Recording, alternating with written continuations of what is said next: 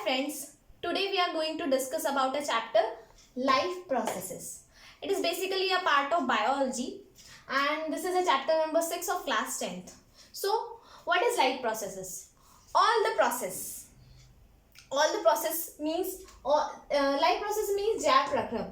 Hence all the processes that are occurring inside our body or in any organisms and it is also essential for our survival. यानी कि जितनी भी प्रक्रियाएं हमारी body के अंदर हो रही हैं या किसी भी जीव के अंदर हो रही है और साथ में वो हमें जीवित रखने के लिए बहुत ही जरूरी है, वो सारी प्रक्रियाएं हमारी जैव प्रक्रम कहलाती हैं.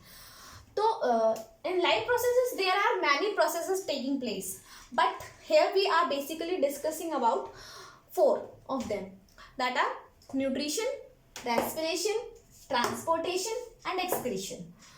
So first nutrition is it is only the mode of taking food, यानी कि खाना हमने खाना खाया is known as nutrition.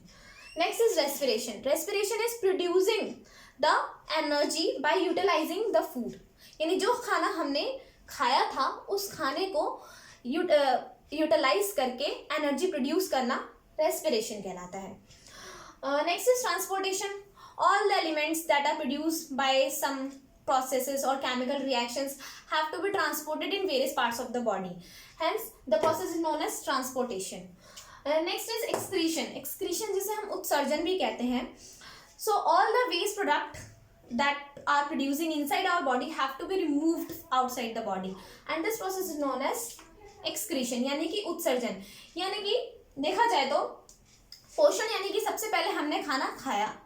Next is respiration, जो खाना हमने खाया था उसका हमने उसे यूटिलाइज करके उससे एनर्जी प्रोड्यूस करी.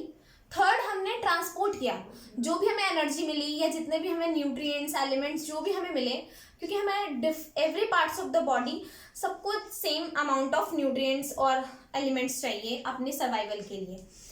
तो हमने फिर उस सारी चीज़ों को ट्रांसपोर्ट किया different parts of the body में. And the last one is removal of the waste product. जो भी वेस्ट प्रोडक्ट जनरेट हुआ उन सभी को हमें अपनी बॉडी से बाहर निकालना है and that is known as excretion. So we are going to discuss them by one. So let's go and discuss about nutrition. जैसे कि मैंने आपको पहले ही बताया, मोड ऑफ फूड इनटेक, यानी जो हम खाना खा रहे हैं उसे हम न्यूट्रिशन कहते हैं. तो nutrition are basically of 2 types, autotrophic mode of nutrition and heterotrophic mode of nutrition.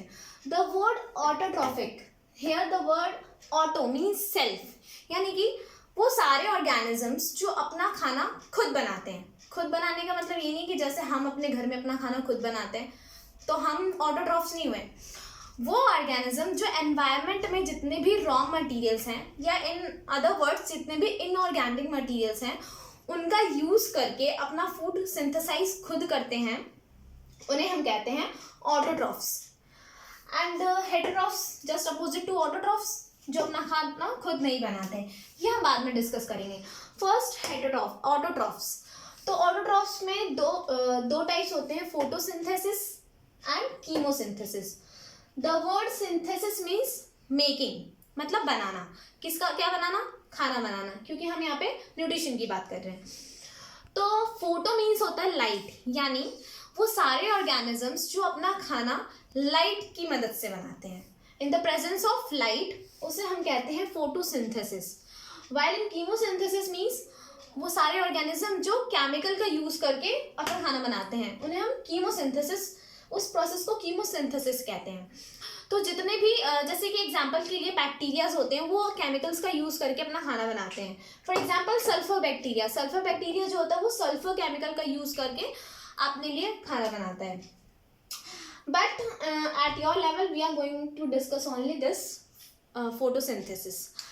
Photosynthesis आपको पता ही होगा. फोटोसिंथेसिस में क्या होता है? सिंपली प्लांट, ग्रीन प्लांट्स, जरूरी नहीं है ग्रीन प्लांट्स हो, सबसे इम्पॉर्टेंट चीज़ फोटोसिंथेसिस के लिए क्या होती है? हमें क्लोरोफिल चाहिए. यानी प्लांट्स के अंदर अ ग्रीन पिगमेंट कॉल्ड क्लोरोफिल, वो होना जरूरी है. क्लोरोफिल की वजह से ही हम खाना बनाते हैं. तो इन ग्रीन प्लांट्स में क्या होता है? ये प्लांट्स रूट्स के थ्रू वाटर एंड मिनरल्स लेते हैं एंड स्टोमेटा के through. Stomata are what? Stomata are tiny pores on the surface of leaves, यानी कि लीव्स की सरफेस पे छोटे छोटे पोर्स यानी कि बहुत ही छोटे छेद टाइप के होते हैं जिसे हम स्टोमेटा कहते हैं। तो उन स्टोमेटा के थ्रू गैसेस एक्सचेंज होता है। तो CO2 प्लांट के अंदर आया, रूट्स के थ्रू वाटर एंड मिनरल्स आते हैं। तो कार्बन डाइऑक्साइड एंड वाटर दोनों मिलके in the presence of sunlight क्या बनाते हैं, C6H12O6 means glucose. This is the glucose. ये जो ग्लूकोज बना अभी हमारे पास, यही हमारा सोर्स ऑफ एनर्जी है। यानी न्यूट्रिशन में हमें फूड इनटेक का मतलब क्या होता है, हमें उनसे एनर्जी चाहिए जो हम रेस्पिरेशन में प्रोड्यूस करते हैं। तो अभी हमारा सोर्स ऑफ एनर्जी क्या है, this one, glucose. So C6H12O6 glucose. But ये सारी प्रोसेस जो है CO2 वाटर के साथ अटैच होके C6H12O6 अटैच होने का मतलब ये नहीं है कि कार्बन डाइऑक्साइड और वाटर दोनों आपस में अटैच हो गए। इनमें बहुत सारी रिएक्शंस होती हैं और वो रिएक्शंस के अलग अलग स्टेप्स हैं, वो मैं आपको अभी बताऊंगी। उससे जाके फिर हमारा ग्लूकोज बनता है। और ये सारे प्रोसेस, ये जितना भी प्रोसेस है, ये सारा का सारा हमारा हो कहाँ पे रहा है, क्लोरोफिल के अंदर। यानी कि chlorophyll is a very essential part of photosynthesis. Now let's discuss the steps of photosynthesis. Steps of photosynthesis. The first step of photosynthesis is absorption of sunlight by chlorophyll. Photosynthesis के लिए जो हम light absorb करते हैं, that is a light energy. तो पहले light energy को हम कन्वर्ट करना है, इसलिए सबसे फर्स्ट स्टेप क्या होता है, हम सनलाइट को एब्जॉर्ब करते हैं हमारे chlorophyll. The next step is conversion of sunlight यानी कि light energy into chemical energy, क्योंकि ये जितने भी रिएक्शंस होगी फोटोसिंथेसिस की वो केमिकल रिएक्शन है। तो केमिकल रिएक्शन के लिए हमें केमिकल एनर्जी चाहिए।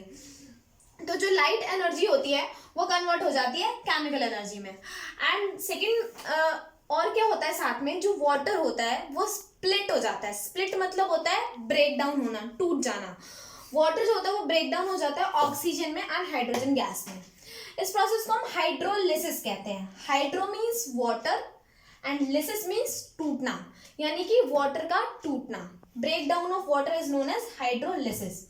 And the last step is reduction of carbon dioxide into carbohydrates, क्योंकि फोटोसिंथेसिस का हमें मेन करना क्या था, फोटोसिंथेसिस में कार्बोहाइड्रेट्स बनाना था, यानी सोर्स ऑफ एनर्जी बनानी थी। तो क्या होता है फाइनली, कार्बन डाइऑक्साइड, ये केमिकल इक्वेशन है फोटोसिंथेसिस की। कार्बन डाइऑक्साइड वाटर के साथ मिलके in the presence of sunlight chlorophyll के थ्रू ग्लूकोज में कन्वर्ट हो जाता है और कुछ बाय प्रोडक्ट्स में निकलते हैं हमारे, जैसे वाटर एंड कार्बन डाइऑक्साइड। जैसे कि मैंने आपको पहले बताया था कि कार्बन डाइऑक्साइड प्लांट के अंदर आता है और फिर उसका यूज करते हैं हम फोटोसिंथेसिस के लिए। तो मैंने वहां पे एक टर्म यूज किया था, स्टोमेटा। तो here is the stomatal aperture. Stomata क्या होता है, these are the tiny spores on the surface of a leaf. तो इस डायग्राम में this is a stomatal pore, ये जो आपको दिख रहा है this is a stomatal pore. इसी के थ्रू सारे गैसेस एक्सचेंज होते हैं। कार्बन डाइऑक्साइड अंदर आती है या फिर ऑक्सीजन बाहर जाती है या फिर ऑक्सीजन अंदर आती है, this with the help of this stomatal pore. So there are guard cells surrounding the stomatal pore. Guard cells function क्या होता है guard cells का, तो guard cells help करते हैं stomatal aperture pore को closing और opening में। जब पानी अंदर आता है गार्ड सेल्स के, तो गार्ड सेल्स स्वेल्स हो जाते हैं यानी फूल जाते हैं, जिसकी वजह से हमारा स्टोमेटल पोर जो होता है वो ओपन हो जाता है। और जैसे पानी यहाँ से रिमूव होता है, गार्ड सेल्स जो होते हैं वो श्रिंक हो जाते हैं। उसकी श्रिंक यानी सिकुड़ने की वजह से जो हमारा स्टोमेटल पोर होता है वो बंद हो जाता है। तो जब भी हमें गैसेस एक्सचेंज करना होता है तो हमारा स्टोमेटल पोर ओपन होता है, और जब हमें उसकी कोई ज़रूरत नहीं होती तो हमारा स्टोमेटल पोर क्लोज रहता है।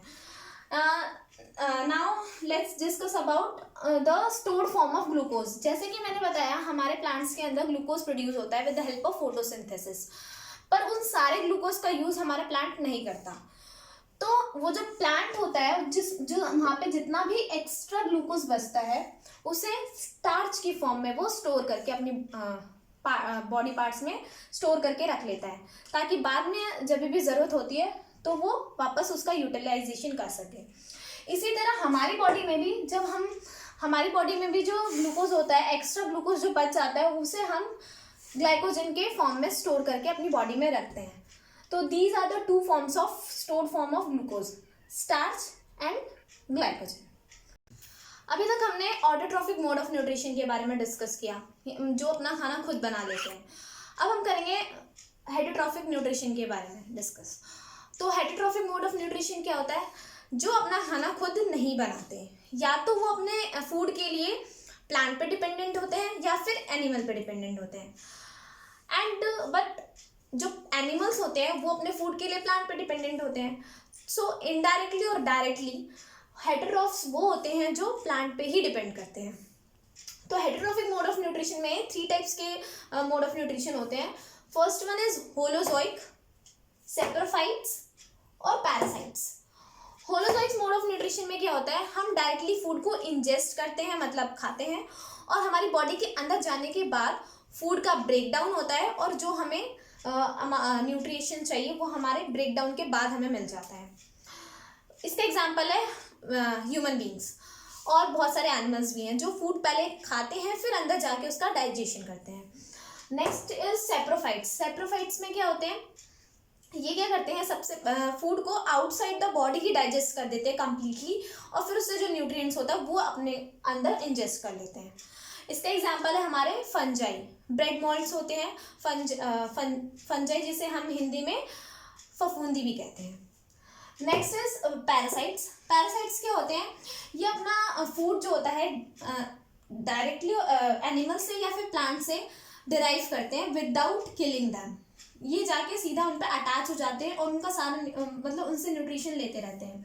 एग्जाम्पल के लिए कैस्कटा अमरबेल है, जैसा आपने देखा होगा बहुत सारे प्लांट्स पे yellow yellow leaves like structure आके ऊपर से अटैच हो जाती है। और भी एग्जाम्पल जैसे हमारे हेड में लाइस होते हैं जो हमारा न्यूट्रिशन हमसे डायरेक्टली ले लेते हैं, और हमारे लिवर में स्टमक, इंटेस्टाइन, इन सब में भी बहुत सारे वर्म्स पाए जाते हैं जो पैरासाइट्स होते हैं। अभी हम सब ने न्यूट्रिशन देखा कि प्लांट्स में कैसे होता है और पैरासाइट्स क्या होते हैं, सैप्रोफाइट्स क्या होते हैं। अब हम देखेंगे कि न्यूट्रिशन ह्यूमन बींग्स में कैसे होता है, यानी कि हमारे अंदर। तो before going to understand the nutrition in human beings, first of all we have to know these things. तो फर्स्ट ये हमारा पूरा एलिमेंट्री कैनाल है, एलिमेंट्री कैनाल जहाँ से हमारा फूड ट्रेवल करता है। तो फर्स्ट हमारा फूड जो होता है वो माउथ में जाता है, जिसे हम बकल कैविटी भी कहते हैं। वहाँ से फूड हमारा जाता है ईसोफेगस के अंदर। ईसोफेगस एक पाइप लाइक स्ट्रक्चर होता है जिसके अंदर से हमारा फूड ट्रेवल करता है माउथ के थ्रू। तो ईसोफेगस जिसे हम फूड पाइप भी कहते हैं, फिर यहाँ से हमारा फूड जाता है स्टमक के अंदर। फिर स्टमक से होता है वो ये हमारे जाता है स्मॉल इंटेस्टाइन में। स्मॉल इंटेस्टाइन में भी बहुत सारी प्रोसेस और रिएक्शंस होती हैं। Then from small intestine it comes into large intestine, and finally large intestine में जाता है, और लास्ट ये रेक्टम में स्टोर होने के बाद एनएस के थ्रू बाहर जितना भी हमारा वेस्ट प्रोडक्ट है वो एनएस के थ्रू बाहर आ जाता है। जो भी फूड हमने खाया उसे डाइजेस्ट करना है। तो what is the term digestion meaning? So digestion means breakdown of complex substances into simpler one. यानी कि एक कॉम्प्लेक्स सब्सटेंस है, जैसे कि एक पूरा मोतियों का हार है, उसे हमें ब्रेक डाउन करना है छोटी छोटी मोतियों में, ताकि वो इजीली एब्जॉर्ब हो जाए हमारे इंटेस्टाइन्स के थ्रू। तो इन डाइजेशन जो प्रोसेस है उसमें हेल्प करते हैं हमारे एंजाइम्स जो होते हैं वो इजीली डाइजेस्ट कर देते हैं कॉम्प्लेक्स सब्सटेंसेस और फूड पार्टिकल्स को सिंपलेस्ट वन में। अब जितना भी हमने फूड खाया है, फूड ट्रैवल होता है थ्रू माउथ टिल एनस। तो ट्रैवल करने के लिए यानी कि फूड को मूव करने के लिए इन सारे एलिमेंट्री कैनाल में हमारे एक मूवमेंट होती है जिसे हम कहते हैं पेरिस्टाल्टिक मूवमेंट। पेरिस्टाल्टिक मूवमेंट में क्या होता है, जो हमारा फूड पार्टिकल होता है वो फॉरवर्ड पुश किया जाता है, मतलब आगे की तरफ उसे हम पुश करते हैं with the help of rhythmic contractions. यानी कॉन्ट्रैक्शंस होती हैं जिसकी वजह से जो हमारा फूड पार्टिकल्स है वो धीरे धीरे आगे की तरफ जाता है। तो डाइजेशन का प्रोसेस समझने के लिए सबसे पहले हमें पता होना चाहिए कि एंजाइम्स हमारे कौन कौन से होते हैं हमारे पूरी डाइजेस्टिव सिस्टम में जो हेल्प करते हैं डाइजेशन के लिए। सो फर्स्ट हम स्टार्ट करते हैं माउथ से। कोई भी हम फूड खा रहे हैं उसके अंदर कार्बोहाइड्रेट है, तो सबसे पहला डाइजेशन स्टार्ट होता है हमारे माउथ से। माउथ में हमारा एक बहुत ही इंपॉर्टेंट एंजाइम है सैलिवरी एमाइलेज। सैलिवरी एमाइलेज हमारा प्रेजेंट होता है सैलिवरी ग्लैंड में। जितने भी एंजाइम्स हैं वो किसी न किसी ग्लैंड के थ्रू निकल रहे हैं। तो जो सैलिवरी एमाइलेज होता है वो सबसे पहले कार्बोहाइड्रेट्स को ब्रेक डाउन करता है सिंपल शुगर्स में। फिर उसके बाद हम आते हैं, माउथ के बाद हमारा आता है स्टमक।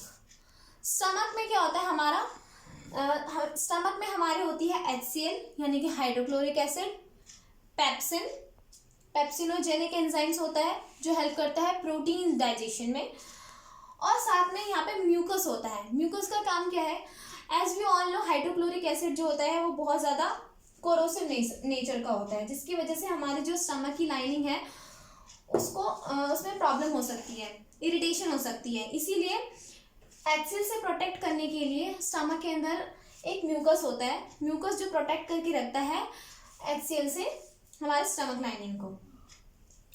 तो जो हमारा पेप्सिनोजेन एंजाइम पेप्सिनोजेन है, पेप्सिनोजेन जो है वो इनएक्टिव स्टेट में होता है। इनएक्टिव स्टेट में है मतलब अभी इसका कोई एक्शन नहीं है, अभी इसका कोई फर्क नहीं पड़ेगा हमारे डाइजेशन पे। तो इस पेप्सिनोजेन को सबसे पहले हमें कन्वर्ट करना होता है एक्टिव एंजाइम में।